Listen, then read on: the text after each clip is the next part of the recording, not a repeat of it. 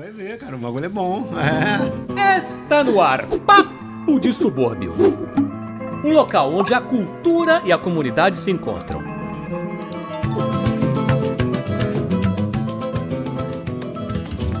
Meu amigo do Papo de Subúrbio, você que chega aqui sabe que tem sempre gente de qualidade, convidados maravilhosos para trocar uma ideia, falar sobre cultura, educação, história, identidade, pertencimento suburbano. Por falar em pertencimento suburbano, já chega pertencendo e participando, interagindo com a gente, dando teu like, coração pra geral, não deixa de comentar e dá sempre nosso salve no Papo de Subúrbio. Falando da identidade suburbana também, não podemos esquecer da parceria fundamental com a nossa Irada, né não, Tom? É isso mesmo, Rafael. A gente fechou uma parceria incrível com a Irada. A Irada é uma marca suburbana que valoriza o que a gente tem de melhor, o orgulho de ser suburbano. Estampar no peito da onde a gente veio, além de memórias afetivas e gírias locais. E pra mim, ela trouxe uma super novidade que eu amei. Estampar no peito da onde eu vim, o Irajá, o Irajamaica. Chegou aqui, ó. Irajá é meu país, se liga. Olha só, agora eu estampo no peito da onde eu vim. Irajá é meu país. E você também pode fazer isso. Entra agora no site que está aqui no QR Code e você vai ver a coleção inteira, várias camisas iradíssimas. E você, se usar o nosso cupom, vai ganhar até 15% de desconto. Não vai perder, hein? Corre lá, entra na Irada, vê o videozinho agora para você ver a super coleção e estampa no peito o orgulho de ser suburbano.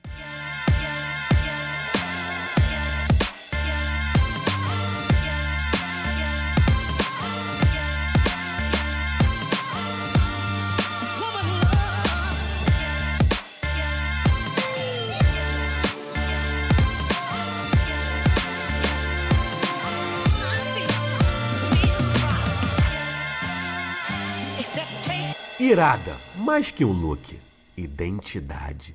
A Irada ajuda você a estampar no peito o orgulho de ser suburbano. E você que vai lá no site da Irada, vai ver várias estampas iradas e vai querer, né, ter uma que se identifique com ela, não esquece de botar o cupom Papo de Subúrbio, que vai te dar até 15% de desconto pra você poder estampar no peito o orgulho de ser suburbano. Irada, olha aí, ó. Pizza, Rio e ketchup. Porra, no Rio não tem essa não, é pizza fria do dia seguinte, ketchup, jogou no micro-ondas, na frigideira, irada. tá irado, né não? É. Cara, a gente vai falar muito hoje sobre educação, a gente tá aqui num pré-coque praticamente, né, só professores, já estamos aqui antecipando, né, a Semana dos Professores. Falar de educação é sempre importante, ainda mais com gente de qualidade. Tom, quem é que tá com a gente aí hoje? Surfando nas ondas da educação carioca, nossa convidada sabe se equilibrar na prancha. E também no dia a dia de um dos colégios mais respeitados da cidade, o Pedro II. Graduada em Educação Física e mestre em Educação Profissional e Tecnológica, ela prova que dá pra ensinar com leveza e ainda pegar um vento a favor. Diretora, educadora, mãe, kite surfista, Camila Aragão, no Papo de Subúrbio.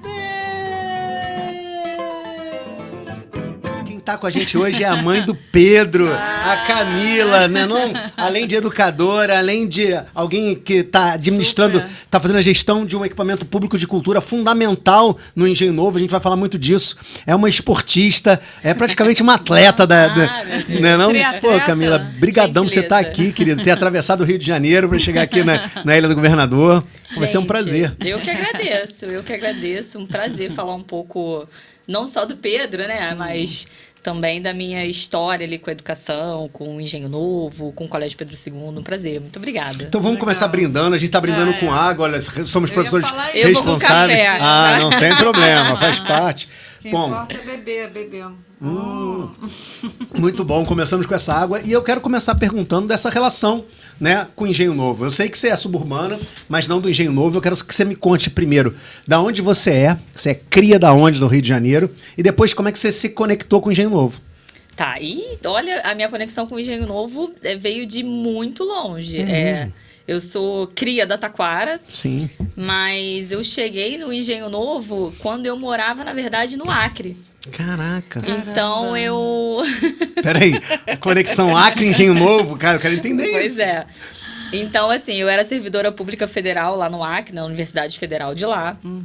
Mas já estava sentindo muita falta aqui do Rio, né?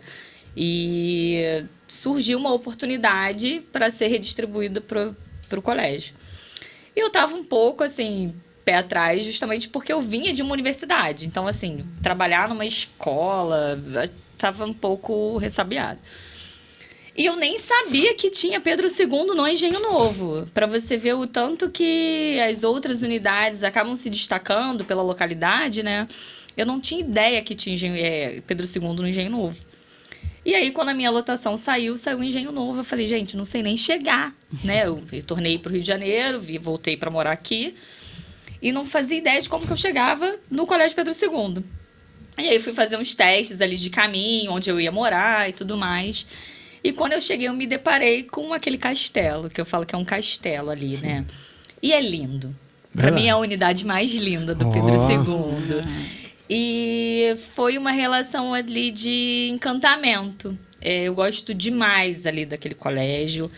Ainda bem que acho que o universo conspirou para que eu fosse para o Engenho Novo, porque a minha ideia inicial nem era Engenho Novo, justamente por não conhecer. E, de fato, quando eu cheguei ali naquele castelo, eu realmente me encantei por aquele lugar. Camila, a gente não pode deixar passar desapercebido essa questão do Acre. Peraí, nós vamos voltar nisso. Mas Logo antes da gente chegar no Acre, eu quero saber como é que foi tua infância suburbana nesse lugar maravilhoso que contempla a grande Jacarepaguá, a lagoa. Sim. Inclusive, aniversário de 431 anos de Jacarepaguá foi agora em setembro, então já fica aí aquele salve, aquele parabéns para todo mundo dessa terra maravilhosa.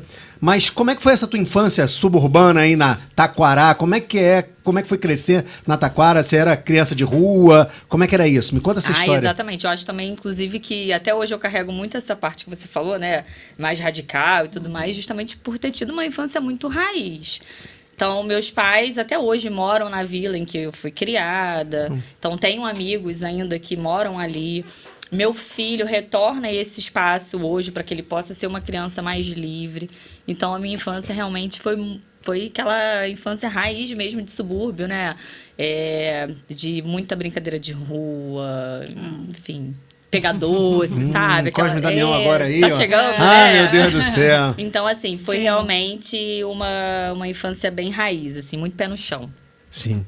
E dali, nesse pé no chão, dessas brincadeiras de rua, surgiu uma ideia de uma educadora corporal, surgiu a ideia de uma educação física. Como é que foi esse teu processo de formação que te insere no campo da educação pela educação física, né? Eu queria saber um pouquinho disso. E também queria saber, aproveitar logo e emendar duas perguntas, porque eu venho de uma família com duas irmãs que são professores de educação física, né?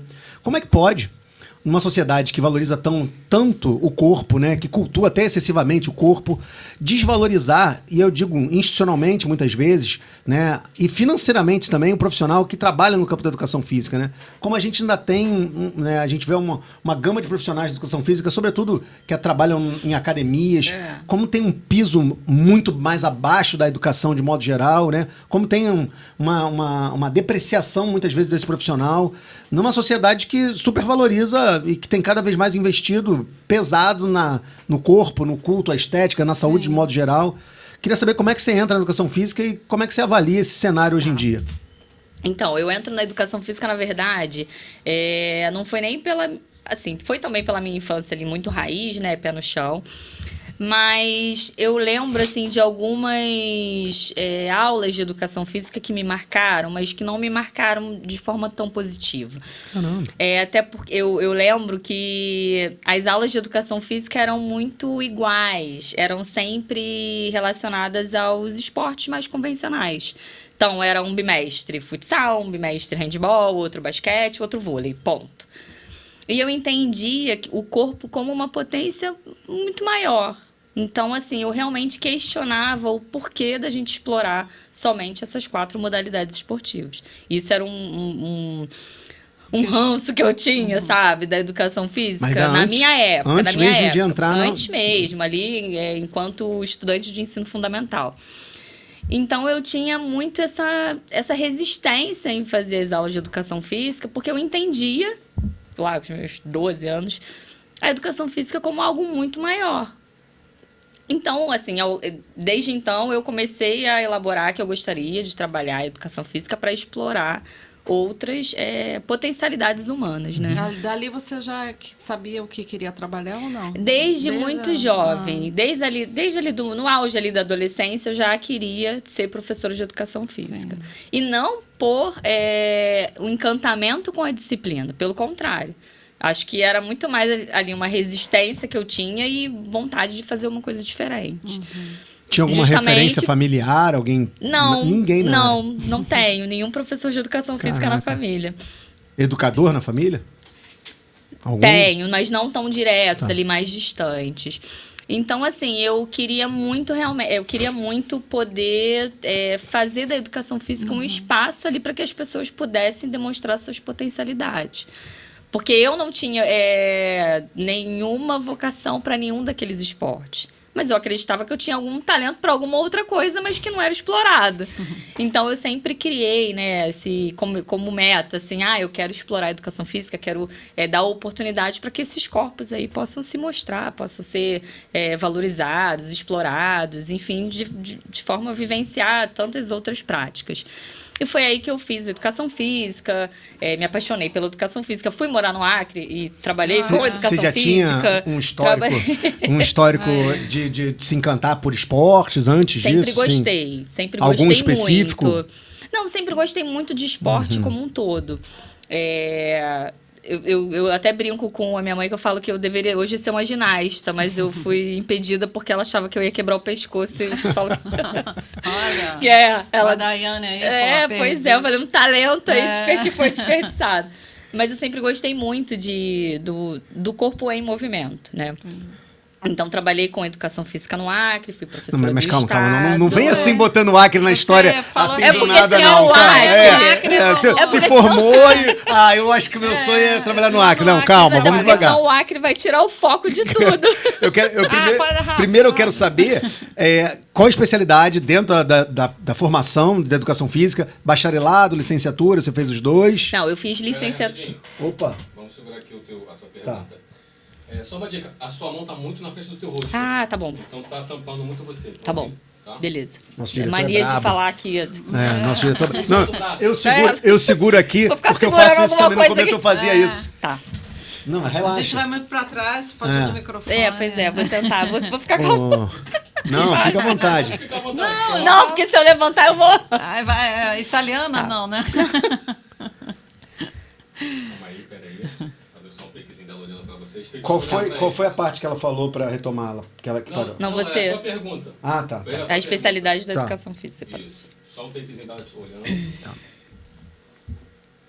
Olha pra ele sorrindo. Isso. Foi? Vai, Rafa.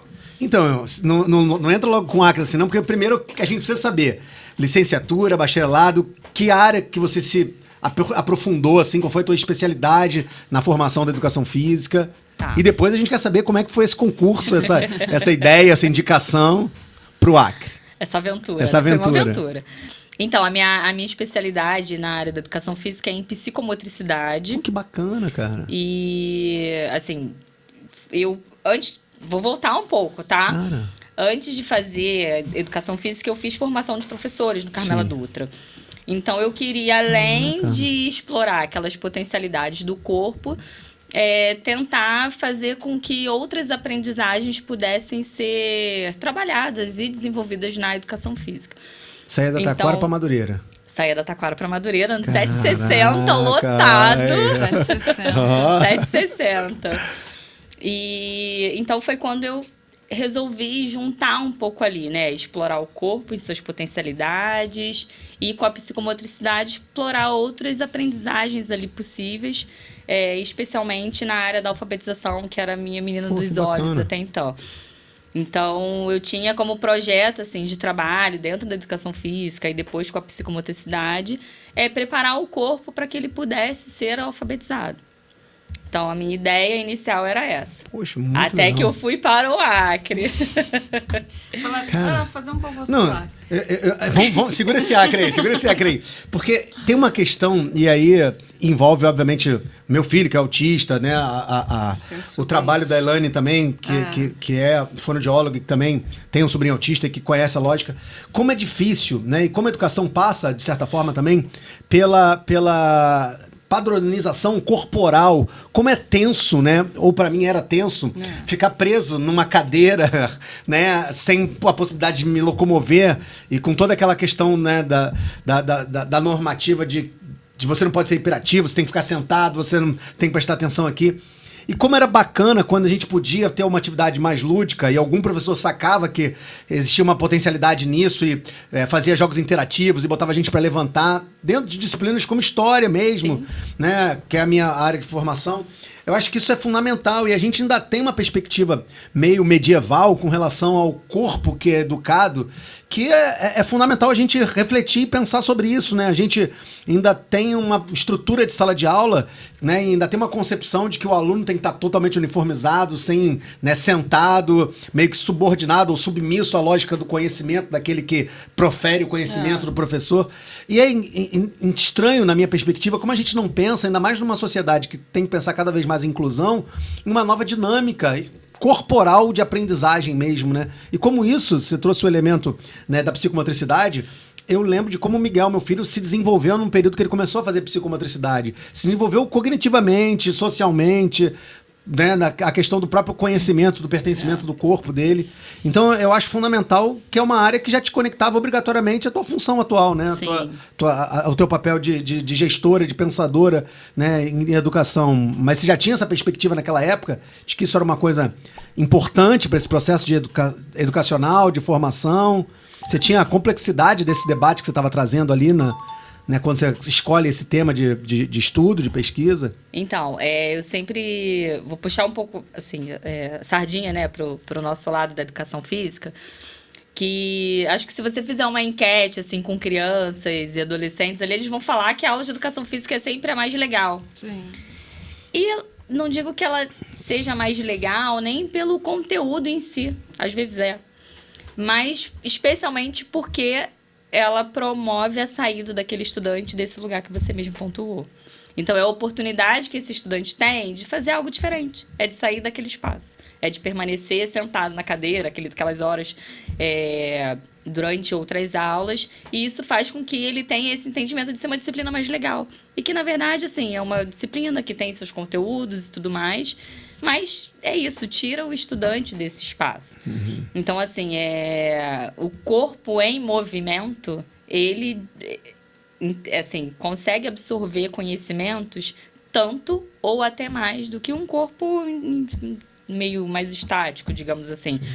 Então, assim, eu sempre... Eu tinha muito isso, eu pesquisava muito sobre essas outras possibilidades de aprendizagem ali, fora daquele espaço convencional, né, de sala de aula. E eu tinha dentro de casa meu próprio campo, né? Sim. Porque eu tinha o Pedro ali, hoje ele tá com 10 anos, mas na época ali que eu tava me especializando, ele tinha 4, auge da pandemia, uma criança em casa que ia ficar ali por um período sem ir para a escola. Como que ia ser isso? Como que ia ser esse processo ali de alfabetização, de pré-alfabetização? Então, assim, acho que ele, na verdade, foi a minha inspiração para que eu pudesse pesquisar algo mais relacionado a como preparar esse corpo dentro de casa, né? Para uma alfabetização que é uma das fases mais importantes ali da educação, né? Pô, que bacana.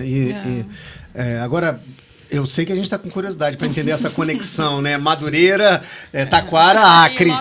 Por favor, cara, você pode contextualizar a gente? É algo que você possa falar? Porque... Não, eu fiquei presa no Acre uns meses, não, tô brincando.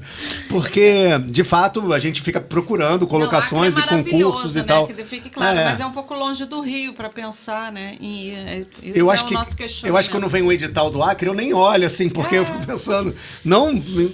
Não tô, de maneira alguma, qualquer questão com a região norte, né, do Brasil, mas, de fato, é uma mudança muito significativa, né, em termos espacial, geográfico, social. Sim, cultural. Como é que foi isso pra tudo, você, né? cara? Eu fui pra lá em 2010, né? Eu fui 2010, outubro de 2010. Me tornei professora. 15 anos agora, fazendo o que você foi. Me tornei professora do estado, lá do Acre. Tive experiências incríveis, inclusive entendendo ainda mais as potencialidades do corpo humano com outras vivências, outras realidades, culturas, povos indígenas, enfim, foi de fato uma experiência muito rica. E ficou quantos anos lá, Camila? Eu fiquei 6 anos no Acre. Caramba, bastante tempo. E aí saí de lá em 2015. 2016. 2015 foi quando o Pedro nasceu. 2016. Então o Pedro, ele... Não, ele nasceu no Rio. Carioca. Ele nasceu no Rio. E foi justamente por conta do Pedro que achei que já estava na hora de voltar, para ele que ele pudesse crescer com os avós ali mais próximo e tudo mais. Então, voltei pra cá e fui parar lá no Castelo do Engenho Novo. Maravilha. Cara, eu tô monopolizando a fala, né? Fica à vontade aqui, perguntar o que você quiser também. Você entrevista muito bem, Rafael. Obrigado. Depois eu acerto aquele dinheiro contigo Você que a é gente muito combinou bom, nesse momento específico. Faz o pix. Mas eu quero falar bastante sobre o Pedro II e especialmente o Pedro II no Engenho Novo, mas eu ainda queria poder explorar um pouco mais esse seu lado, né, como educadora e, sobretudo, como educadora no campo da educação física, que também é uma área onde a gente tem a possibilidade de diagnosticar uma série de questões, além de, né, a dificuldade de sociabilidade do aluno, além de alguma questão motora específica, ou até mesmo cognitiva em determinadas, né, atividades que você está planejando ou pensando ali. É um momento, eu falo isso porque uma das primeiras pessoas profissionais que vieram falar comigo sobre o Miguel, pra gente investigar alguma coisa, foi uma profissional de educação física, né? Então, eu acho que ela tem um olhar, os profissionais de educação física têm um olhar mais aguçado, além da prática só. Não tô querendo essencializar, dizer que o profissional de educação física só faz isso. É um profissional múltiplo, evidentemente, que atua em vários campos, mas eu tô falando no espaço da escola, ele tem um olhar privilegiado sobre o aluno, de fato. Porque ele muitas vezes tira o aluno da zona de conforto, Sim. individualiza o aluno quando a bola está na mão dele, né, ou quando ele tem que exercer uma determinada prática. E eu queria te perguntar se existe, né, ou se você vê hoje no campo da educação física um esforço no sentido da inclusão, porque a gente vai falar dela institucionalmente também no Pedro II, mas você vê um debate acontecendo no campo da educação física de valorização? Eu falo isso porque profissionais de psicomotricidade faltam no mercado. Sim. A gente tem uma dificuldade de achar hoje em dia profissionais para terapia ocupacional, psicomotricidade, né? Eu vivencio essa realidade. E eu não sei até que ponto, na formação hoje em dia em educação física, se tem um investimento para essa área.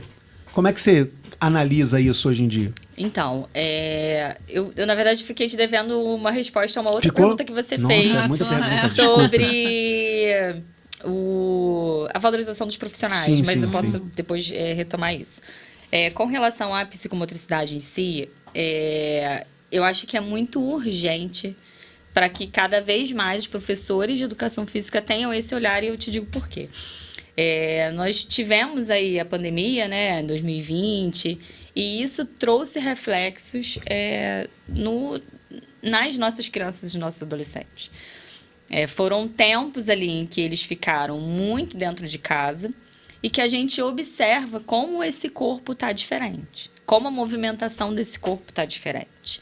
Então, assim, é urgente no sentido da gente ter um olhar para que a gente consiga, não digo diagnosticar, mas assim, que a gente consiga identificar alguma coisa diferente, no sentido de todos eles ficaram muito tempo ali trancados, né? Então, a gente acaba nivelando. Diferente como, assim, na prática, um exemplo? Então, O que você acha? A gente consegue observar hoje, por exemplo, alunos no auge ali dos seus 11, 12 anos, né, na pré, início ali da adolescência, com dificuldades em correr. Entendi. E por quê? Justamente porque no auge ali da infância, ele teve um movimento ali, né, corporal, um desenvolvimento corporal interrompido. Por muitas vezes também relacionado ao uso excessivo de telas, enfim. Várias questões que a própria pandemia ali se impôs. Né? Sim. Os movimentos. A falta do estímulo mesmo, né? E que deveria ser proposto pela escola. É onde ali aqueles corpos se desenvolvem naquela primeira infância. Então, a gente observa muito, assim, o quanto isso trouxe para essas crianças, para esses adolescentes, assim, uma diferença no comportamento ali do movimento humano. Caramba. Caraca. E tende a prolongar, né? Isso. Exatamente. E cada vez mais o que a gente tem? Cada vez mais os nossas crianças e nossos adolescentes com uso excessivo de tela.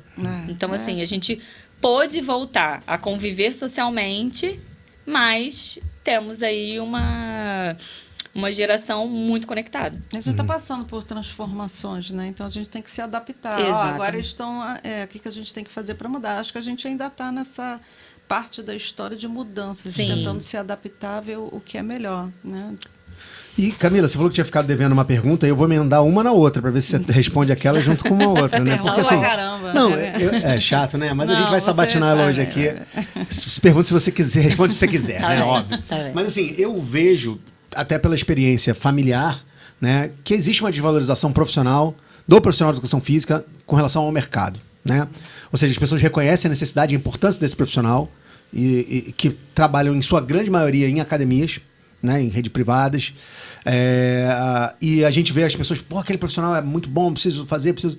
Mas a gente vê que, né, o próprio órgão que deveria respaldar, né? Você vai lá e paga todo mês ou paga anualmente um valor considerável para que ele te represente, mas não existe também um esforço institucional de aumentar o piso do profissional de educação física, né, de reivindicar melhorias para esse profissional.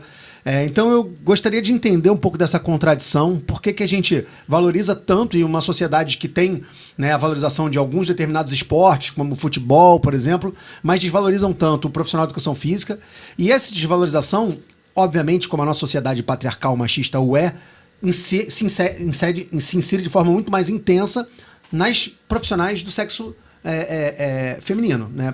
Eu, pelo menos, faço essa leitura. Faço essa leitura até mesmo em espaços de academia, às vezes, assim. Quando você vê que a academia, né, prefere contratar professores de educação física do que professoras, enfim. Pode ser uma visão equivocada da minha parte, uma leitura, obviamente, de alguém que não é do meio, superficial, mas eu queria saber de alguém que, né, está inserida nessa realidade, se isso efetivamente acontece, essa desvalorização, se acontece o porquê disso, né, se você tem um olhar crítico sobre esse processo. Rafa, na verdade, assim, nós mulheres somos sempre desvalorizadas em qualquer área, né? Não só na parte ali da educação física de academia ou de outras práticas, mas assim, nós, infelizmente, a gente não ocupa os espaços como a gente deveria. E, obviamente, na educação física não ia ser diferente, né? Mas, de fato, assim, a gente observa uma desvalorização profissional.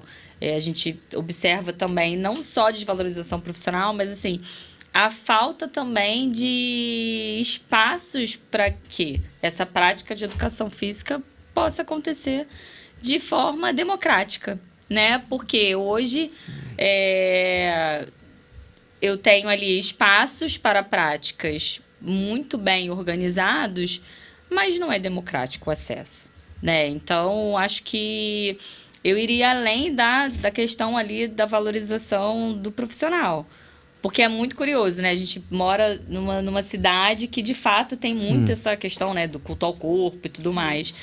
Mas a gente não percebe a valorização do profissional que trabalha com esse corpo e tão pouco com a exploração desses espaços para que a prática dessas atividades aconteça de forma democrática. Então, assim, de fato, temos uma desvalorização muito grande desses profissionais. E como você muito bem pontuou, né, a nossa representação não é das melhores. E temos aí um longo caminho aí para percorrer. É impressionante, é uma cidade que faz questão de dizer que ia produzir um legado olímpico, né? Sim. E que a gente vê, de fato, que o acesso ao esporte como, né, uma ferramenta pública, né? Você vê que você tem a Vila Olímpica da Maré, que foi uma luta do seu Amaro, dos moradores da Maré, abandonada, largada praticamente à própria sorte. Você vê uma série de complexos esportivos que foram praticamente fechados. Deodoro agora acabou de ser fechado. Não, eu vou além, nem só esses complexos, né? Mas se você der uma rodada na cidade e você observar aquelas praças, tem ali alguns aparelhos para prática de atividade física. Sem nenhuma orientação? Sem nenhuma orientação. E a grande maioria deles ali sem manutenção devida, enfim. E esse estigma do profissional de educação física, ele é tão pesado, e eu não entendo de fato o porquê disso, que ele é reproduzido em uma esfera menor dentro da própria estrutura escolar, né? Quando os outros professores falam, mas ele é professor de educação física, só dá uma bola para os alunos e está resolvido. Meu sonho era ser professor de educação física. Né? Esse certo preconceitozinho, né? Dessa depreciação que parece uma piada meio jocosa, ela reproduz uma certa lógica, né, hierárquica de que a educação física não é tão importante quanto a matemática, prática, né? Uma e concepção aí, exatamente. que não se justifica. A gente tem uma legislação hoje, né, que fala da educação física escolar como um componente curricular da educação básica. Só que essa mesma lei que fala que é obrigatório ter educação física na grade curricular, ela traz pra gente várias oportunidades para que o estudante simplesmente não faça. Tá lá escrito na lei. Olha, se você trabalhar, você não precisa fazer educação física. Se você tiver filho, você não precisa fazer educação física. E aí a gente entra num debate e a gente entende que quem construiu esse documento tinha, de fato, um entendimento de uma educação física que vai só jogar bola. E aí um indivíduo cansado, uma mãe, para que ela vai fazer uma aula de educação física? Qual o sentido, né? E aí é um debate grande, assim, porque a educação física é muito maior que isso. É uma disciplina, como eu falei lá no início, que explora as potencialidades humanas, os alunos né? gostam, né? Eles amam. Às vezes não sabiam que gostavam tanto. Quando eles começam a praticar, até evolui para algo profissional, né? Exatamente. E além, assim, é você explorar os conteúdos dessa disciplina no sentido que ela possa também ali promover um desenvolvimento de cidadania, Exato. né? Então, quando a gente diz para esse estudante, é obrigatório, mas se você entrar nesses requisitos, você está liberado da prática. Aí eu estou excluindo ele de ter acesso ali de conhecimentos ali da cultura corporal e que ele poderia, por exemplo, ter um olhar mais crítico para reivindicar exatamente esses espaços de práticas corporais de forma pública e democrática, como a gente falou anteriormente. Tem países que é importantíssimo, eu não sei conhecer, não. E tem países que é muito importante, eu já fui em países que é obrigatório, e era até meio militar mesmo, assim, uma coisa assim, tem que nadar, vai. Eu falei, onde você aprendia isso? Na escola. Na escola, assim. Aí tu vai num país, todo mundo nada da mesma forma. Porque foi aprendido na escola a nadar assim. Eu falei, por que todo mundo nada assim? Porque na escola a gente aprende assim. Por que todo mundo, quando faz um determinado... Porque na escola a gente aprende. E vira como se fosse um padrão daquela de sociedade. Comportamento ali. A importância do Sim. esporte. É interessante que, se a gente fosse mergulhar, e óbvio que eu não sou a pessoa mais apropriada para falar isso, mas na própria história da educação física, ela tem uma conexão muito forte em um dos seus elementos militares, né? Sim. Inclusive, a Escola de Educação Física do Exército do Brasil, aqui da Praia Vermelha, foi durante muito tempo centro de referência, né, de treinamento da seleção brasileira, de uma série de outros esportes. E se a gente pegar essa própria cultura oriental das artes marciais associadas à educação física, também tem muito desse elemento, né, de você precisar educar para quê. Agora, é interessante que uma sociedade que, né, se pressupõe ou que quer ser pioneira nos esportes, sobretudo no futebol, né, até mesmo nessa área a gente vê pouquíssimos investimentos públicos efetivamente em áreas em espaço de formação, identificação de atletas, né? Até mesmo na escola, você pode ver um cara que tem um potencial gigantesco no colégio ali e o próprio profissional da escola tem dificuldade de indicar ou de ajudar, auxiliar ele se ele quiser, né, sair dali para outra área. Enfim, eu só puxei um gancho a partir disso, mas eu quero falar também de uma coisa que me chamou muita atenção, porque quando eu pedi pra Camila, eu falei, Camila, me manda aí uma mini bio sua pra gente né, explorar o que a gente vai debater, e ela, mini bio dela mandou assim, ó, mãe do Pedro, né, foi a primeira coisa que ela mandou pra mim assim, e óbvio é muito importante, mas também me remonta ao debate que a gente estava falando aqui, da importância, né, do matriarcado, das mulheres na sociedade, que, por incrível que pareça, né, é tão contrassensual perceber que a maioria da população brasileira é composta por mulheres e a nossa sociedade, né, tem uma hierarquia machista, né, tão estrutural assim, que deve ser quebrada, né? A gente pode ver isso na história republicana do Brasil, né, na única presidente mulher que teve, que foi impeachmentada, entre os argumentos porque ela era mulher. A gente pode ver isso numa interferência na fala da única ministra mulher, né, do Supremo Tribunal Federal. Mas, enfim, durante muito tempo se associou a ideia de educar a figura materna. A mãe ou alguém, ou uma mulher que exercia, né, essa transmissão de tradições, de valores, e muitas vezes de valores de uma sociedade também racista, machista. E eu estou te perguntando isso porque você tem um dilema duplo, né? Além de ser mãe educadora, né? Entender toda essa concepção de uma sociedade desigual que a gente vive e educar uma criança no meio desse processo. Então, eu queria que você me dissesse, enquanto educadora, enquanto mãe, o que simboliza, o que significa esses dilemas de educar, não necessariamente só o Pedro, mas a partir dessa experiência, na sociedade que a gente vive hoje. Eu sei que a pergunta é ampla, né? Mas eu sempre me questiono isso. É uma das coisas que eu acho que a gente deve pensar. A gente está educando para quê? Né? O que a gente espera que os nossos filhos, né, e que essa geração possa ser daqui a pouco? Você tem alguma dessas questões na sua relação com seu filho? Tem algo que você pensa assim, cara, precisa educar esse garoto para ele ser o quê? Então, a gente sempre fala, né, da maternidade, a gente transita ali entre o céu e o inferno, né? Mas quando a gente tem o retorno ali do ser humano que você tá criando, né? Eu acho que isso é fantástico. Então, quando eu falo assim, minha mini bio, né, a mãe do Pedro, é porque, de fato, é o título para mim que é mais importante.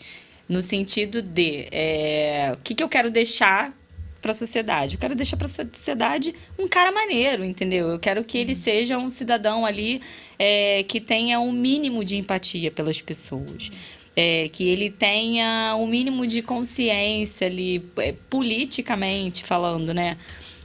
Para poder se relacionar com as pessoas, que ele tenha o olhar pelo outro, que ele saiba se colocar no lugar do outro, que ele saiba brigar para que as pessoas tenham direitos iguais.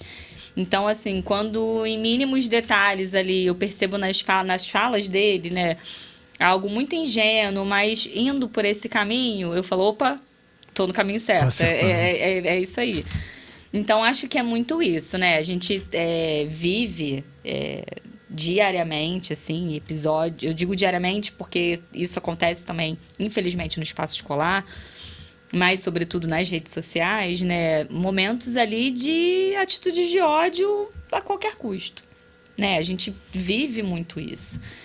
E a gente conseguir, dentro desse universo, a gente construir ali uma mente de um ser humano que tenha um mínimo de empatia, eu acho que isso é fantástico.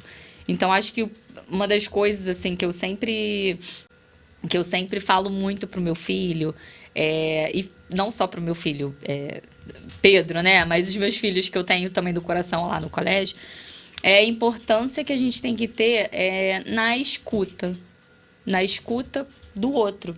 Porque é ali que a gente se desenvolve. Eu acho que é nessa escuta que a gente constrói, de fato, a sociedade que a gente quer viver. Então, isso também é meu trabalho ali de formiguinha dentro de casa. A importância dele escutar os outros. Mas escutar sem julgar, escutar no sentido de acolher. Então, acho que eu penso muito nisso, assim, quando eu idealizo, assim, uma sociedade, que pessoas que eu quero, o que eu quero que meu filho contribua, eu acho que é muito isso, assim, esse olhar mais empático e essa escuta de acolhida mesmo, sabe? Sem julgamentos, acho que é isso que está faltando. Educar é ouvir também, é bem Paulo Freireano isso, né? Educar é entender, ter empatia, né? Se aproximar desse conhecimento, dessa experiência tão complexa que é a formação de um indivíduo, né? Exatamente. E quando eu falo a escuta, de fato a escuta sem julgamento. Às vezes é você parar e ouvir, a pessoa não quer a sua opinião, ela só quer, de fato, falar. E você se predispor a ouvir é muito difícil. Sim. Agora, a gente vai entrar, obviamente, num lugar que, né, não tinha como a gente não falar, que é o CP2, do Pedro II, essa instituição quase bicentenária, né, que é fundamental para a nossa história da educação no Brasil, mas que também sofreu uma revolução importante, e essa revolução passa pelos anos 80. Anos 80 é onde os Pedrinhos são ampliados, né? Anos 80 onde vai surgir São Cristóvão, vai surgir o Humaitá, e vai surgir o Engenho Novo ali em 86. E você está, né, praticamente se criando enquanto eles estão surgindo, assim como eu, somos praticamente contemporâneos, mas você volta do Acre e cai ali, mas dali, como educadora para diretora, para a direção, como gestora de um equipamento tão importante e significativo como esse, como é que foi essa jornada aí? Você esperava isso? Você encarou isso, matou no peito e falou, vamos lá, é para isso mesmo que eu vim, já que a gente tá aqui, quem tá na chuva para se molhar? Então, Quando eu cheguei no Pedro II, no castelo, né? Eu não cheguei como uma princesa, não. Eu cheguei como orientadora educacional. Sim. Nós temos no Pedro II um setor de orientação educacional e pedagógica, que é um setor incrível, que faz um trabalho muito relacionado a essa questão da escuta, que eu falei anteriormente. Então, eu cheguei como orientadora educacional ali no Engenho Novo 2. E ali estava. Até que, né, enfim, os astros se desalinharam. E aí veio a oportunidade de seguir na direção, né? Atualmente, o Eric é o diretor-geral e eu estou como diretora pedagógica nesse mandato dele. Nossa, o que aumenta ainda mais esse desafio, né? Diretora pedagógica. E quando começou essa gestão, até quando ela vai? E eu quero que você me fale dos principais dilemas e desafios dessa gestão que você está atravessando. É pra falar a verdade? É pra falar a verdade. Porra, a gente quer a verdade. Tá, então, eu falo que o Pedro II, ele é meu relacionamento tóxico. Nossa, começou assim. Vamos lá, vamos ver o que Porque vem. a gente, agora, assim, a gente vive, de fato, uma relação ali de amor e ódio com a educação. E eu falo que nós somos teimosos, né? Porque para você aguentar, tem que ter muita teimosia. E nós começamos ali em 2022, eu era assessora ali da direção, e em 2023 para 2024 eu assumi a direção como substituta e, enfim, me efetivei. E a nossa gestão... Num contexto praticamente pós-pandemia, né? Essa brincadeira aí que você... Sim. E em 2026, outubro de 26, termina o nosso mandato. Oh, ainda tem tempo, hein? Ainda tem tempo, hein? Ainda tem mais um ano aí pela frente. E assim, é muito curioso no sentido da gente perceber o quanto que a nossa sociedade mudou. Mudou? Assim, mudou. Ah. Acho que a gente fala assim, nossa, a pandemia já tem 5 anos, mas assim, os reflexos ainda estão aí. E a gente ia cada vez mais, a gente observa isso muito claro dentro da escola. Né? Antes, eu até pontuei anteriormente a questão ali das telas, das atitudes de ódio que estão dentro da escola cada vez mais. E o quanto a gente precisa, de fato, se conectar em termos de comunidade escolar, mas de forma ali, numa relação mais interpessoal, né? Então, assim, são muitos desafios, muitos. Eu acho que o primeiro de todos é você ser uma escola interessante. Porque cada vez mais a gente tá perdendo para a internet. Essa é a verdade. Mas você sente isso? Eu sinto. Tem algum pós ou só contra que você acha nessa mudança? Dessa interação deles com a internet. Aí você sente que eles têm um conhecimento maior, vão buscar ou não? Ficam só superficialmente? É isso. Eu acho que falta o aprofundamento, sabe? Eu acho que eles têm essa dificuldade ali de absorver coisas interessantes que a internet também pode proporcionar. Mão, né? Exatamente. Então, eles têm ali um mundo de acessos, mas eles acabam não tendo, talvez, um modo mais crítico de utilizar essa internet. Talvez por falta de maturidade mesmo, relacionado à idade e tudo mais. Então, assim, eu acho que a escola, ela precisa ser, de fato, um ambiente muito interessante. Porque tudo ali na rede social, para eles, é mais interessante, né?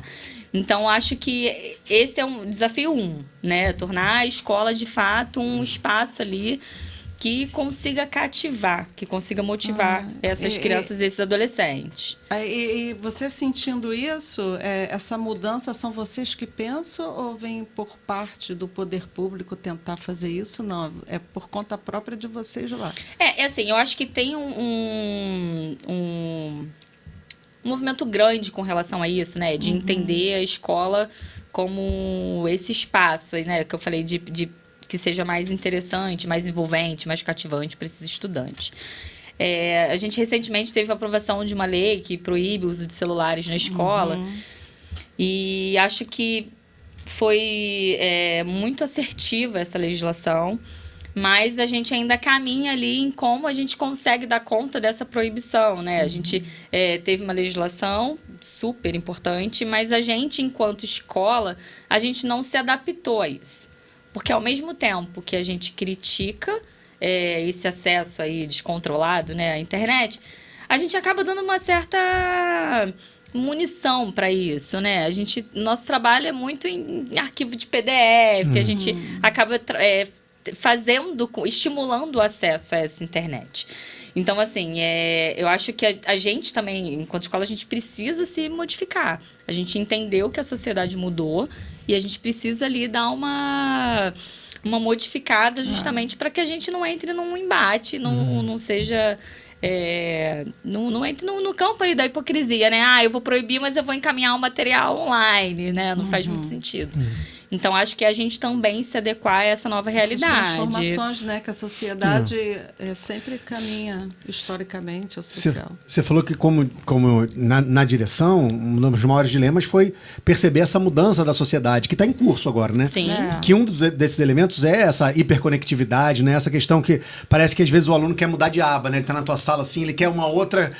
Ele quer se desconectar daquilo porque ele está procurando outra informação. E também o imediatismo, né? Porque no processo educacional tem etapas. Então, o aluno... Eu começo uma aula de história falando, sei lá, da Primeira Guerra Mundial, vou ter que falar da Revolução Industrial e das disputas imperialistas que vão levar ao início da Primeira Guerra para saber as consequências. E o cara já quer saber, né, onde o Hitler lutou na Primeira Guerra, como é que ele saiu da Áustria para ir ser líder da Alemanha. Tô dando um exemplo meio genérico, assim, mas para explicar.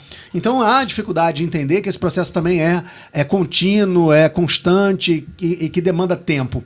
E uma outra questão que eu vejo enquanto educador, é cada vez mais a interferência dos pais. Parece que toda a sociedade se apropriou da educação de um jeito que ela pode dizer o que tem que ser, o que o professor deve fazer. Ela passa por cima de um projeto pedagógico que a instituição tem, de um projeto político-pedagógico, para dizer, não, meu filho tem que ser assim, né? É muito ruim quando a gente não tem a participação da comunidade escolar, mas também é muito complexo quando a gente tem uma tentativa de quebra de braço, né? Dos pais Parece que na educação ninguém diz qual o bisturi, né, que o cirurgião vai usar na tua operação, mas na educação eles querem dizer qual é o livro, não, esse livro pode, esse não pode. Como é que você encara também esses outros dilemas que vão além da questão, né, dessa sociedade em transformação midiática e conectada, mas com essas disputas polarizadas de sociedade também, com essas outras questões do avanço das religiões de matriz neopentecostal também ali na escola e com a própria lógica da criminalidade. Eu estou trazendo uma série de outras questões que eu acho que também devem passar por esse desafio da gestão. Então, eu pontuei ali o primeiro, essa questão ali de fazer da escola, de fato, um espaço interessante. Um outro desafio é, de fato, fazer com que a comunidade escolar como um todo, e isso, obviamente, ali os responsáveis, entenda que nós não estamos numa competição. Nós estamos ali juntos por uma causa comum, que é o aprendizado, o conhecimento daquele estudante. Então, de fato, a gente percebe ali uma queda de braço. E não é isso que a gente busca, né? E isso tem se tornado muito corriqueiro no ambiente escolar. Eu tenho uma escola que pensa, se organiza, planeja para o desenvolvimento pleno daquele estudante. E eu tenho uma família que não consegue entender isso. Eu tenho uma família que acha que a gente não está fazendo absolutamente nada, né? Enquanto a gente está ali se desdobrando para que a gente tenha não só, né, o acesso, mas também a permanência daquele estudante na escola. Então, assim, de fato, a gente vive uma queda de braço. Que louco, por que surgiu isso, né? Um antropólogo, sociólogo podia explicar isso, porque tudo isso que você está falando, todos os professores falam. Sim. Que a intervenção dos pais está cada vez maior. E por que, né? A gente não consegue... Assim, eu tenho uma opinião pessoal ali, né? A fonte, vozes da minha cabeça. Uma hipótese para isso. Com relação a isso, mas assim, de fato é impressionante como as pessoas, as famílias, né, entendem a gente como um oponente. Isso acarreta um cansaço do professor, porque dois eu já peguei e falei assim, não aguento mais, eu vou trocar, não aguento mais a intervenção dos pais. E assim... a gente acaba entrando num embate tão grande, num desgaste tão grande, que a gente deixa de construir projetos, fazer outras frentes ali de trabalho, porque a gente está o tempo inteiro contendo ali algumas desavenças com relação a pai, professor, gestão, enfim, uma série de questões, né? Então, assim, a gente realmente vive dias muito difíceis com relação a isso. Fazer com que as famílias entendam que a gente está do mesmo lado. Você A colocaria gente busca o mesmo desenvolvimento para aquela criança, para aquele adolescente. Você colocaria isso como um dos grandes desafios também dessa... Mas, sim, com certeza, mais um dos desafios, assim. Infelizmente, assim, isso está numa crescente. A gente não consegue identificar ali a raiz disso, sabe? É muito comum. É muito comum. Então, assim, a gente... o tempo inteiro nós somos questionados pelo nosso trabalho. O tempo inteiro a gente ouve coisas... Não, meu filho não mente. Culpa da escola. Então, assim, e ali por trás a gente não consegue dar conta de todas essas questões que vão chegando ali simplesmente por não entenderem que o nosso trabalho é justamente pensando no bem-estar daquele estudante. Né? Isso, infelizmente, está muito numa crescente, assim. O Pedro II é conhecido historicamente por ser um colégio de uma formação humanista, muito, né, contundente nesse ponto, por terem profissionais muito qualificados, que também é uma característica, né, dos professores, da dedicação que se tem ali. E também é conhecido por resultados, por expoentes que saem do colégio e que acabam exaltando a qualidade de ensino dele. E o que gera uma contradição, né, de alguém chegar e falar, olha, esse colégio não é tão bom quanto eu imaginava, porque não tem isso, aquilo, tudo mais. Mas eu queria te perguntar, especificamente na unidade onde vocês estão, ali no Engenho Novo, que é uma unidade que está meio que no centro para quem vai para Tijuca, para quem está vindo de São Cristóvão, para quem está vindo de um subúrbio mais distante, né, tá ali em frente ao trem, então, de certa forma, ajuda a trazer pessoas, né, que se deslocam de outras áreas mais distantes ainda da cidade para ali. Como é que é o público em termos de aluno, de diversidade, né, cultural, social, que hoje são atendidos pelo campus do Engenho Novo? Eu acho que essa é uma realidade de todos os campi, né, do Colégio Pedro II, assim. Eu acho que, inclusive, isso é uma das maiores riquezas da instituição. É esse público tão diverso que a gente tem. Estamos ali localizados no Engenho Novo, mas a gente atende estudantes que vêm de Japeri, de Guaratiba. Então, assim, de fato é um público muito diverso. E não só ali no diurno, mas nós temos ali também no Engenho Novo o ProEja, né? Que é o nosso programa de educação de jovens e adultos com formação profissional e tecnológica à noite. E que também é um outro público. Então, assim, a gente tem uma diversidade ali muito rica. Isso é muito legal, porque o Pedro II tem muito isso, né? Diferentes pessoas, diferentes de vários lugares. Diferentes pessoas, diferentes realidades, assim, uma muito legal troca cultural incrível. Você também foi se especializar nessa área de formação profissional, né? Sim. Mas em função da tua atuação ali no Pedro II? Em função do Pedro II. Eu tinha, como eu falei, né? A psicomotricidade ali, quem me inspirou foi o Pedro. E a parte ali da pesquisa relacionada a essa educação profissional foi o Pedro II. Eu tive ali um primeiro contato, né, com esses jovens e adultos ali que buscavam, de fato, não só aquela formação, mas também uma formação profissional. E eu me encantei por essa área da educação, assim. E o Pedro II, apesar de tantos desafios que tem, de tantos desafios que são impostos ali, politicamente falando, né? Por ser uma instituição pública, federal, a gente ter esse programa ali, de fato, é muito rico, assim. É um programa incrível que as pessoas não têm ideia de que tem ali, inclusive, de que tem esse programa ali no Engenho Novo. Então, assim, nem que o Pedro II oferece esse tipo de programa, né? Esse tipo de segmento. Então, é incrível. É um programa muito bacana que busca essa valorização desses jovens e desses adultos, mas também para o mercado de trabalho, buscando uma formação ali mais integral, voltado para essa questão humanista. É muito bacana. A gente sabe que a evasão para o EJA é o grande desafio, né? E a gente sabe que a gente precisa de políticas de assistência estudantil cada vez, né, com mais contundência para fazer com que a gente possa conter, de certa forma, essa evasão.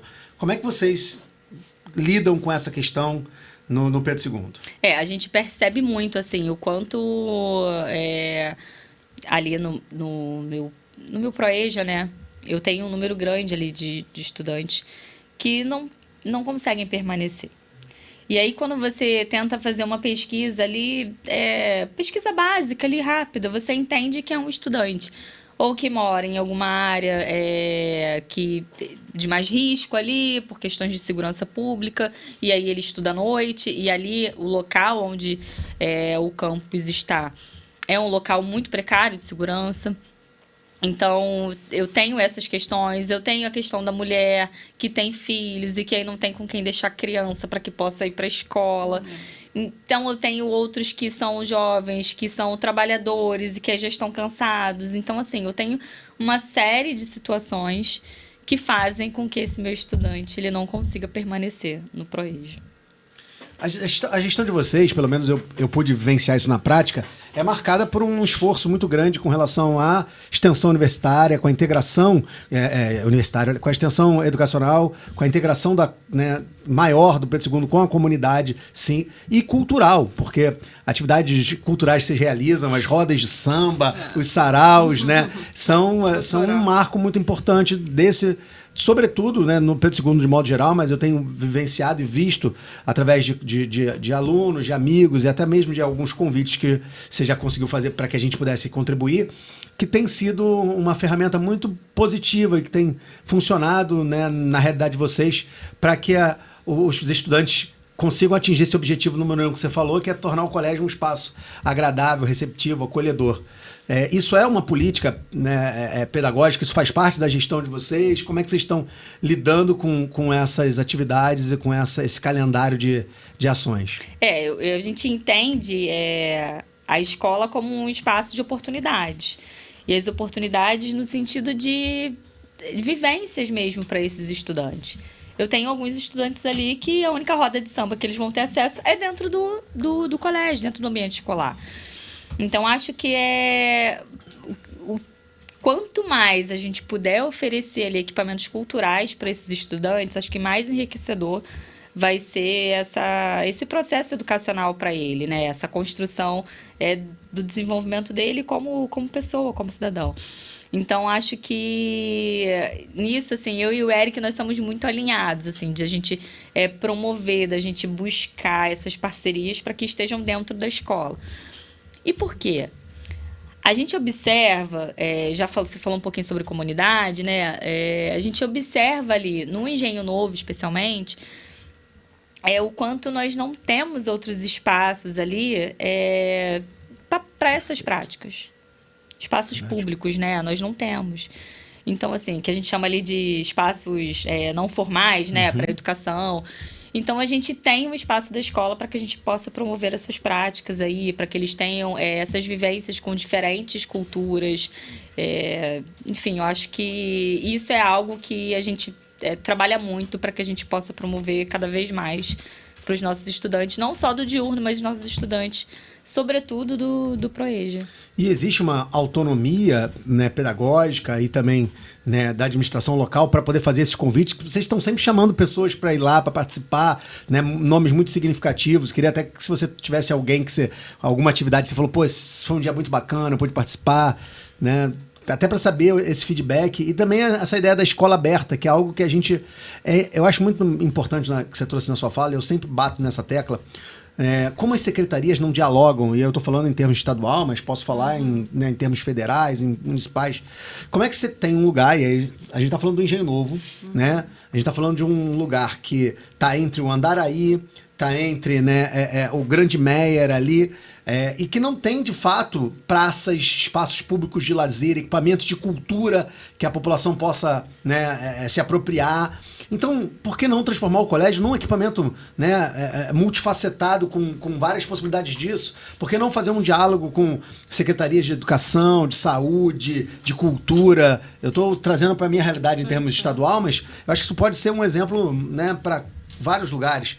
Por que não ser um espaço acolhedor, essa escola de portas abertas, efetivamente? Porque a escola é pública e a gente tem que, né, reafirmar a função de algo público na nossa sociedade. Então eu acho muito importante que vocês tenham essa perspectiva, mas eu também sei que existem limitações, né?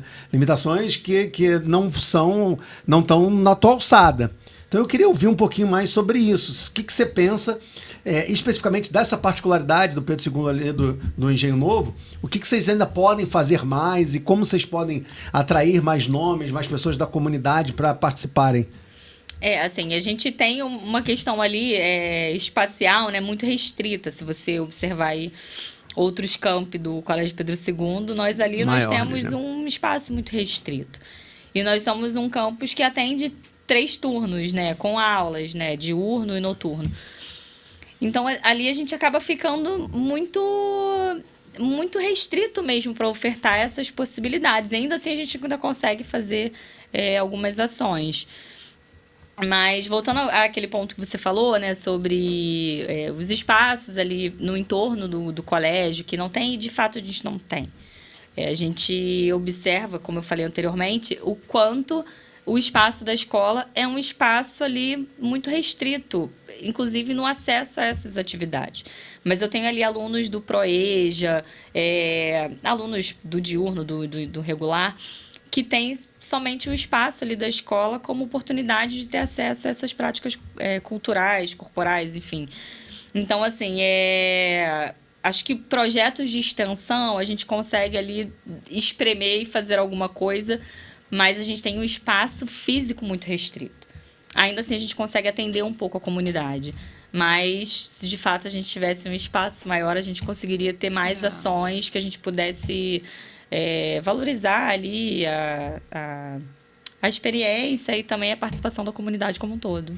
Eu vou te botar na saia justa, mas obviamente Olha você vai lá, responder. É porque a gente fala muito em investimento em educação, né? A gente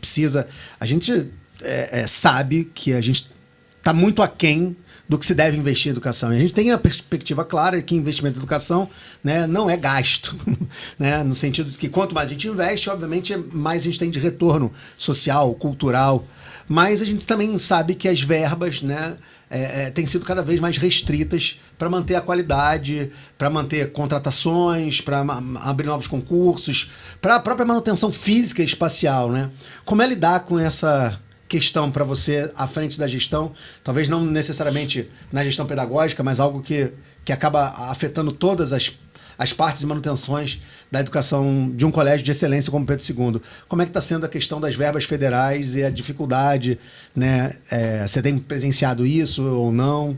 Assim, a gente, por mais que não seja atribuição, né, da direção pedagógica, a gente acaba tendo ali o reflexo disso. A gente hoje consegue, diferente, né, de anos anteriores, a gente consegue ali minimamente entregar para a comunidade um bom resultado, um bom trabalho, mas obviamente ainda faltam muitos recursos, especialmente no que diz respeito ali à contratação de servidores, promoção ali de concurso público mesmo, né, para professores e outros profissionais da área da educação, especialmente ali quando a gente fala de inspetoria e tudo mais. Mas, assim, acho que ainda falta ali um olhar do Pedro II, não só como Instituto Federal, mas assim, um Instituto Federal que oferece uma educação básica, o que é muito diferente de todos os outros institutos. Então, acho que quando o Ministério da Educação, como um todo, conseguir fazer essa leitura do que a gente atende ali em termos de público, talvez a gente tenha uma melhora ali com relação à captação desses recursos.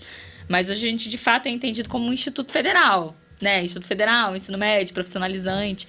Então, poucas pessoas têm esse entendimento do Colégio Pedro II como uma unidade ali que oferece um ensino de educação infantil. O Pedro II ele tem se destacado também no ensino superior, né? Até mesmo na pós-graduação. Existe algum projeto do Campus do Engenho Novo para que a graduação, a pós-graduação possa chegar até ali? Porque eu acho que seria muito bem-vinda, falando até mesmo espacialmente, analisando essa importância significativa da Zona Norte ali que ele ocupa. Hoje não temos. Hoje, os cursos de graduação e pós-graduação, eles estão ali nas áreas de São Cristóvão, Tijuca, Realengo, Mas ali pro Engenho Novo não tem nenhum projeto nesse sentido. Olha, vamos ter que lutar por isso. Ó, cara, você que é aluna da Camila aí, você que tá aqui assistindo o Papo Subúrbio, que já compartilhou, já mandou pra geral, né? Daqui a pouco ela vai mandar na câmera aqui um recado pra você, um coraçãozinho pra você. Mas você sabia que ela também é atleta, né? Você sabia que a sua professora, que a sua diretora, aí, né, cara? Pô. Ela também radicaliza. Não, além de se dedicar como uma boa profissional da área de educação física, né, ao conhecimento técnico, ela também, né, tem o conhecimento prático de atleta, praticamente, quem tá todo dia ali, né, no beach tênis, ou quando não tá no beach tênis, tá se desafiando ainda mais alto, né, nas ondas, no vento, né, do kitesurf. Como é que surgiu isso na tua vida, cara? Eu vi, a primeira vez que eu vi você fazendo, eu fiquei assim, nossa, que coragem, que eu acho o kite uma coisa que deve ser libertadora. Você fala mas lá na Barra? Mas dá um medinho, né? Lá na Barra, Não, em naquele Araruama. centro? Ah, tá. É lá venta, né, em Araruama. Bastante. É. Então, eu falo que nós lá da direção, nós somos atletas diariamente, porque a gente parece que a gente vive numa maratona, sabe? Essa é a sensação. Boa. Inclusive, assim, o desgaste físico que a gente tem pós-dia, assim, letivo, é um absurdo. A gente se sente numa maratona. Então, acho que nenhum esporte Se compara seja mais a entrega, radical ao do que a desgaste. direção de uma escola. Muito bom isso. Não, ótimo. Aí boa. tá aí. Da Barra do Pedro II. Que esporte está você faz? Não, gestão no Pedro II, pra mim. Então, assim, é... acho que nenhum esporte, nenhuma prática assim, esportiva que eu faça vai ser tão radical quanto a direção de uma escola. Kitesurf Não, mas- é tranquilo. Mas fala a verdade, quando os alunos alunos descobrem que você pega o kite no final de semana e sai pra encarar um ventão desse, o que a galera pensa? Fala, Então, é curioso isso, né? Porque eles acham que eles acabam tendo uma visão da gente, assim, de muito... fragmentada, né? Só daquela assim, parte. Exatamente, que a gente vive ali só pra escola, né? Pra direção e tudo mais. E aí... alguns vão sabendo, outras práticas que você faz, outros interesses que você tem. E aí, alguns alunos me chamaram pra jogar beach tênis com eles, assim. Caraca. E aí, eles não, a gente quer ver se ela é braba mesmo no beach tênis, sabe? E aí, o que a gente faz? Vai lá e ganha deles, né? É, claro. Cara, ela é cheia de medalha, o negócio é sério mesmo, cara. o É negócio é competição profissional. assim. Não, então, não tava. Caraca. Eu falei que a gestão do Pedro II, inclusive, começou a atrapalhar meu rendimento como atleta, que eu parei de competir. Pô, caramba, então tem que voltar. Foram escolhas que eu fiz, assim. Hoje a entendi. prática é muito mais ali pra lazer, bem-estar. Extravasar também as loucuras de uma Mas gestão. fala pra gente, por favor, como é que surgiu na tua vida? Eu sei que deve ter outros esportes, mas eu vejo você sempre no beach tênis ou no kite. O beach tênis é uma parada que virou uma febre, né? Virou. Cara, Virou e, assim, eu falo como profissional da educação física, assim, que acho que ele veio com uma proposta, de fato, de fazer com que a população seja uma população mais ativa e conseguiu, assim, se infiltrar nos espaços. É um esporte extremamente inclusivo, diverso. E acho fantástico, assim, eu tenho... É fácil, não, é difícil. Porque tênis é muito difícil, eu já tentei. ele é bem aula. diferente do tênis, né? O tênis acaba sendo um esporte mais técnico ali. Sim, O beach tênis, eu falo que ele é pra todo mundo. legal. Então, assim, mas eu nunca... Pode fazer beach tênis. Mas pode fazer beach tênis, assim. E todo mundo que eu levei pro beach tênis nunca mais saiu. Então, acho que isso também é um bom indicativo, né? pô, deve evitar lesão, porque tá na areia, mas também desgasta mais, né? Não sei, tô viajando aqui, sei lá. Porque tem uma febre, as pessoas são apaixonadas, né? Eu acho assim, ele...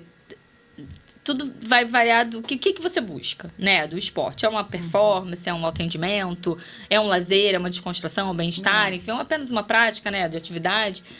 Então, assim, eu acho que ele atende a tudo isso. Então, você pode ir para se divertir, e você vai estar se divertindo ali, promovendo uma saúde, mesmo que involuntariamente. Sim. E você pode se desafiar, competir e tudo mais, também é interessante. Então, eu falo que ele é um esporte, assim, muito rico, justamente por conta desse universo de pessoas aí que ele é capaz de atender. Eu sou super apaixonada pelo esporte, né? Eu falo que o esporte me salvou. Eu comecei a fazer o beach tennis em 2020. No auge ali da pandemia, eu tava procurando uma prática que me desse ali um mínimo de segurança, né, para praticar, que fosse local aberto. Então, assim, eu acho que é um esporte que veio e se o objetivo era, de fato, fazer com que a população fosse mais ativa, eu acho que ele já conseguiu. E, para além, né? Fazer com que qualquer pessoa possa ser capaz de se movimentar, de se desafiar, de competir. É incrível, é um esporte incrível, assim. Eu sou muito apaixonada. Aí você aproveitou que já tava com o pé na areia ali, falou, vamos olhar, né, na água ali, tá um ventinho bom. Vou voar. E como é que surgiu essa ideia aí de, pô, quero pegar uma pipa, botar e... Então, curioso que isso aconteceu por conta de um congresso de educação que eu fui participar no Olha ano só, passado. esses congressos são perigosos pra caramba, tá vendo? É de agora Congresso de esse Educação. kitesurf? De um ano pra cá. Eu fui para um congresso em Fortaleza. Esses congressos são bons, né? Fortaleza e aí fui também. fazer um passeio e tudo, aí vi aquelas coisas, falei, gente, o que é isso, né? Que eu tô vendo as pessoas fazendo e tal, aquelas pipas, aquela coisa mais linda, aquele céu azul, aquelas pipas coloridas. E eu falei, eu vou experimentar. Nunca teve medo do mar também? Não, eu sou do mar, eu sou... entendi. Eu falei, vou experimentar. E aí foi namoro ali, a primeira Contato, velejada. né? É incrível. Você conseguiu assim. subir rápido naquela prancha ali, cara? Vamos lá, o que depende? Porque- O rápido é... Então, Gente. foram... É difícil. Eu Não, fiz... todo mundo fala que é extremamente complexo, né? Então, ele é e não é. É porque as pessoas acabam achando que vão sair, né? Voando. Não, por aí. você pega o vento, é tranquilo ir, mas e voltar com o vento? Como é que volta? É É tranquilo. difícil. É técnica, tá? Então, ele é um esporte muito curioso, assim, porque diferente do que as pessoas imaginam, né? Nossa, você tem muita força. Não, nada disso. Acho que precisa ter vontade, como qualquer outra prática. Coragem. Também. Então, assim, foi de fato um amor a primeiro... Contato.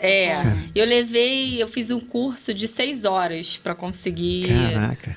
Para conseguir dar os Dar o primeiros início. velejos ali. Cara, você falou em coragem, eu sempre venho à cabeça Eu sou toda cagona, vez eu- aquele meme que viralizou do cara subindo no kite, Cássio. e é o Cássio, A né? família do Mãe, Cássio. Cássio tá muito alto, tá muito É isso. Meu Deus, cara.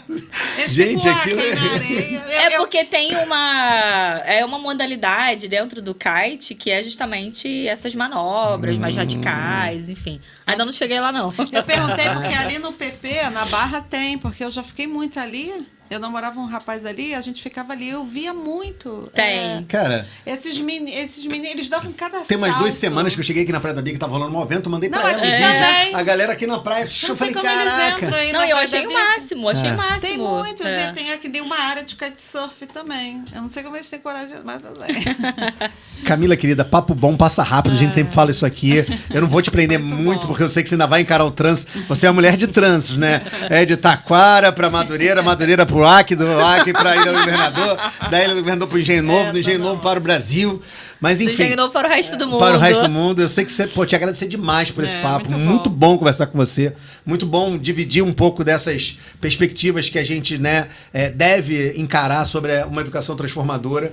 Obrigado por estar usando o tempo das suas férias, dedicando uma parte do tempo das suas férias para vir conversar aqui com o Papo Subúrbio. A gente já vai terminar. Antes de terminar, eu queria te perguntar 2 coisinhas, eu juro que são rápidas, né? Se você pode mandar um beijo para seus alunos do Pedro II, a câmera é sua. Claro. Se você quiser, você tá de férias, né? Fala assim, eu não quero falar com essas pestes Ó, agora. nas férias lembra deles né, também. Não tem como eu não lembrar, porque eles falam comigo sempre. Ontem mesmo eu Legal tava... essa interação, né? Muito legal. Acho que isso é muito bacana, assim, da nossa relação ali da direção com os nossos estudantes, sabe? A gente conseguiu manter ali os laços que a gente sempre teve com os meninos. Então, a gente fala que a nossa sala da direção, assim, é uma sala muito aberta. Então, os meninos vão lá para tomar café com a gente Olha, e que tudo legal. mais. Isso atrapalha um pouco o nosso trabalho? Também, mas eu acho que isso faz parte do nosso trabalho. Isso é só te cortando sem querer te cortar. Eu lembro que quando eu fazia o ginásio, entregando. Opa, Olha, a ginásio? idade. Isso existe? Eu não lembro disso, não. Da minha acho que quinta não era da minha nona- época, Não era ensino não. médio, não? Procurem saber o que é ginásio, meninos. Eu tinha pavor da minha Da sala da direção. Porque era... E isso acho que era a época, né? Essa atenção. Isso foi muito ruim pra mim. E quando você fala isso, eu queria ter tido essa vivência, sabe? Meu amigo Tom tinha medo da sala da direção, Tom? Cara, eu frequentei tanto que eu acho que eu fiquei a medo. Entendi. Você era aquele que já chegava lá, pegava um café, já tinha tua xícara, né? Cativa lá. Aí, Tom, chega lá. Mas não era porque eu era bem-vindo, não, tá? Entendi. Não, deixa quieto.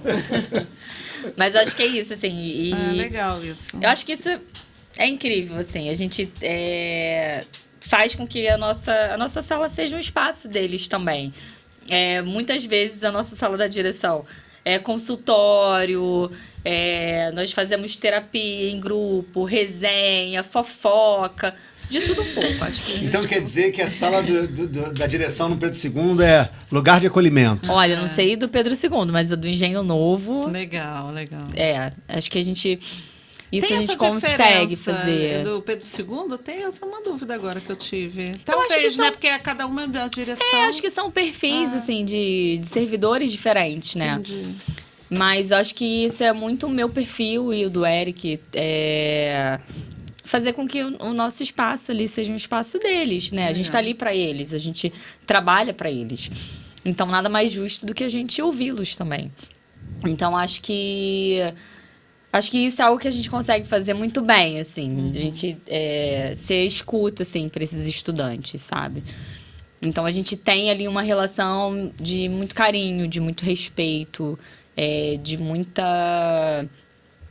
afeto. Eu acho que isso é muito fantástico, assim, do jeito que a gente trabalha. Acho que isso é algo que realmente eu me orgulho muito, de ter essa relação mais próxima com esses estudantes. E educar é um ato de amor, né? Você falou de afeto, é um ato de entrega, é um ato de compartilhar utopias. Eu tenho falado de utopias muito ultimamente, mas eu acho que a gente precisa se retroalimentar, né? Dentro da realidade, da dureza que a gente está vivendo, assim.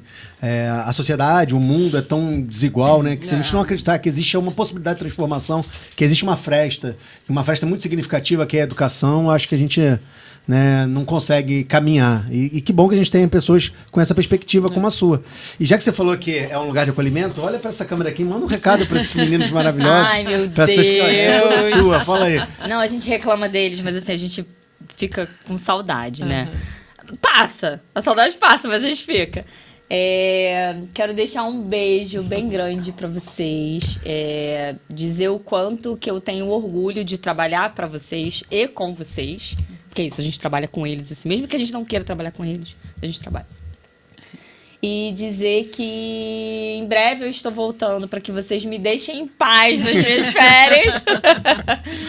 Mas brincadeiras à parte, é dizer assim, que eu tenho um orgulho enorme de ver assim, o quanto vocês crescem, o quanto vocês amadurecem, o quanto vocês se desenvolvem como seres humanos. Eu acho que não tem retorno melhor, assim, pra gente da educação, né? Ver o quanto que esses meninos evoluem, se tornam, assim, seres humanos incríveis. Então, quero deixar só um beijo, assim, muito grande. Eles sabem, eu falo isso sempre pra eles, que eu tenho oportunidade.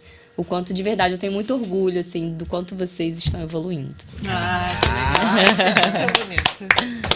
Eu vou terminar fazendo uma pergunta, mas se o Tom, se a Elaine quiserem também, eu só quero ouvir uma coisa que eu sempre tenho perguntado aqui quando a gente termina, sobre perspectivas de futuro, né? Sobre o que a gente espera pro amanhã. Esse amanhã que a gente não sabe se vem, se é próximo, mas que a gente tem que pensar, planejar, né? Tentar conceber que isso possa acontecer. Se eu pudesse perguntar para mãe, para educadora, para gestora pública, para profissional, né, Camila, o que ela espera da educação pública brasileira para frente, daqui a poucos anos? O que você espera que a gente conquiste? O que você acha que tem que ser o nosso foco, o nosso grande dilema para transformar essa realidade que a gente vive? Caramba! Engraçado que é difícil a gente responder isso, né? É difícil, assim, responder abrangendo todas essas skins, né? Que você teve, mãe do Pedro, enfim. Mas eu acho que a escola como uma oportunidade, assim, de uma formação mais integral. Recentemente, eu pesquisei muito sobre isso e acho de uma riqueza, assim, a gente entender a educação como algo muito maior, não só a apropriação do conhecimento em si, né? Mas de fazer com que essas pessoas sejam pessoas mais questionadoras mesmo. por mais que sejam divergentes, mas que saibam, né, questionar, que saibam se posicionar de forma crítica, de forma inteligente. E eu acho que mudar a estrutura da educação para que ela seja um espaço ali de múltiplas vivências. E que a gente consiga quebrar esse paradigma que a gente tem, né, de uma escola mais tecnicista, digamos assim, mas que ela seja, de fato, ali um espaço mais diverso, mais inclusivo, que seja um espaço mais acolhedor e mais humano. E que, sobretudo, que diverso nas suas propostas também de ensino. Então, acho que eu gostaria muito de ver uma escola daqui a alguns anos, sabe? Mais inclusiva, com múltiplas aprendizagens, enfim, que fosse de fato um espaço para que cada um dos meus estudantes pudesse demonstrar suas potencialidades ali enquanto seres humanos. Eu acho que nós temos muitas potências ali dentro e nem sempre a gente consegue dar visibilidade para todas elas. Então, acho que um sonho, assim, utopia, talvez, uma escola que ela pudesse identificar ali a potência de cada um. Acho que seria muito isso. Legal, Nossa. bonito. Camila, um prazer conversar contigo. Muito obrigado pela troca, pelos ensinamentos, pela aprendizagem. E o Papo Subúrbio está aberto aqui para quando você quiser vir. O Eric, qualquer outra pessoa que você acha que tem que falar com a gente, que a gente tem que trocar uma ideia, é só bater aqui na porta do Papo Subúrbio, que vai ser um maior prazer, querida. Gente, eu que agradeço, sim. Uma delícia falar sobre tudo que eu gosto, né? Pedro, educação, esporte, enfim. Agradeço demais o convite. Muito obrigada, Rafael. Muito obrigada por esse espaço aqui em que a gente possa... Que foi, né, um espaço aqui de escuta, né? Para que a gente possa conversar um pouquinho sobre educação, sobre as minhas experiências, enfim, muito obrigada, adorei. Cara, e você que tá aqui com a gente até agora, assistindo o Papo Subúrbio, vai lá, segue a Camila, vai ver tudo que ela faz de bom, todos os esportes, todas as atividades, curte, manda pra geral, não esquece de dar teu like, porque a gente sobrevive da tua interação aqui no Papo Subúrbio. Valeu, foi muito bom, na próxima a gente tá aí junto de novo, né? Não, tem que terminar brindando, pô, que é isso, bom demais, caraca. E aí, gostou? Não se esqueça de dar uma força, curta, compartilhe, se inscreva e ative as notificações. Papo de Subúrbio, onde a cultura e a comunidade se encontram. Continue conosco, assista outros episódios e acompanhe nossas redes. Espalha pra geral. Vem!